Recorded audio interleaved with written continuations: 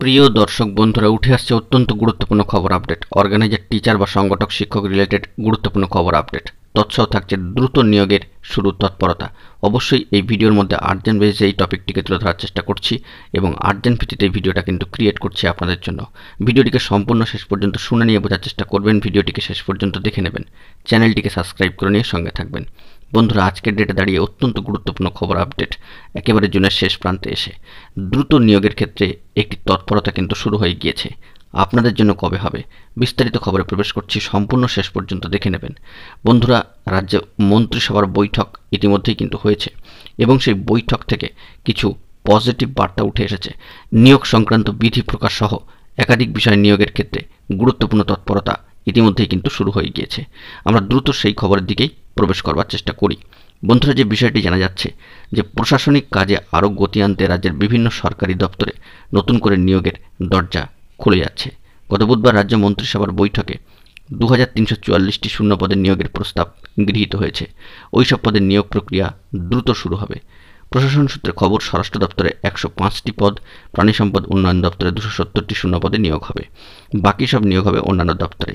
এর মধ্যে ফরেস্ট গার্ডের 1600টি পদ এবং হেড ফরেস্ট গার্ডের 192টি পদে নিয়োগ হবে।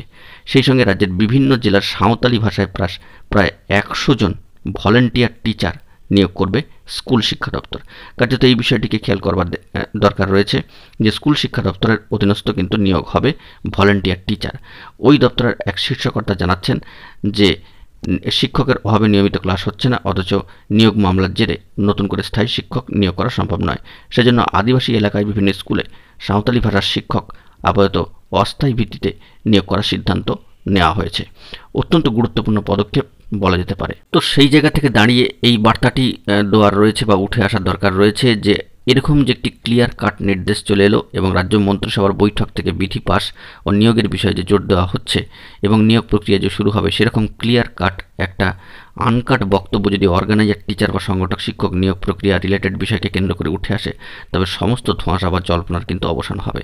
আমরা ইতিমধ্যে জানিয়েছি যে একেবারে অফিসিয়াল সূত্রে এবং সামাজিক গণমাধ্যমে যদি গুরুত্বপূর্ণ বার্তা আসে সবটাই তুলে ধরব। তো সেক্ষেত্রে নিয়োগ প্রক্রিয়া শুরুর দিক থেকে এবং একাধিক শূন্যপদের নিয়োগের যে প্রস্তাব এবং তা গৃহীত হওয়া, মন্ত্রিসভায় বিধি পাস হওয়া যাবতীয় বিষয় কিন্তু উঠে আসছে। এরকম একটি ক্লিয়ার কাট বার্তা কিন্তু দরকার অর্গানাইজার, টিচার বা সংগঠক, শিক্ষক নিয়োগ প্রক্রিয়ার ক্ষেত্রেও। সেক্ষেত্রে এই প্রক্রিয়ার সাথে যারা যুক্ত রয়েছেন এই পেন্ডিং নিয়োগ প্রক্রিয়ার ক্ষেত্রে, তারা কিন্তু অনেকটাই আশ্বস্ত হবেন। আমরা কিন্তু সেই দিকে তাকিয়ে রয়েছি যে অফিসিয়াল বার্তা কবে উঠে আসবে। এরকমই অফিসিয়াল বার্তা বিভিন্ন নিয়োগের ক্ষেত্রে যেমন উঠে আসছে, তেমনই যদি সংগঠক, শিক্ষক বা অর্গানাইজার, টিচারদের ক্ষেত্রে আর কোনো বাধা বিপত্তি না রেখে এরকম বার্তা চলে আসে, অর্থাৎ কোনো সবুজ সংকেত, তবে কিন্তু সমস্ত বিষয়টা সকলের ক্ষেত্রে স্পষ্ট হয়ে যাবে। বন্ধুরা, সেই দিকে আমরা ফোকাস রাখছি যে এরকম গুরুত্বপূর্ণ বৈঠক আর কবে হয় এবং সেখান থেকে কি বার্তা উঠে আসে, সেই দিকে চোখ রাখবো। আপাতত সামাজিক গণমাধ্যমের সূত্র ধরে অর্গানাইজার, টিচার এবং অন্যান্য যে গুরুত্বপূর্ণ খবর আপডেট উঠে এলো সামাজিক গণমাধ্যমের সূত্র ধরে, তার সবটাই প্রোভাইড করার চেষ্টা করলাম। বন্ধুরা, এখন এই পর্যন্ত গুরুত্বপূর্ণ আপডেটগুলি পাওয়ার জন্য চ্যানেলটিকে এখনই সাবস্ক্রাইব করে সঙ্গে থাকুন। ধন্যবাদ।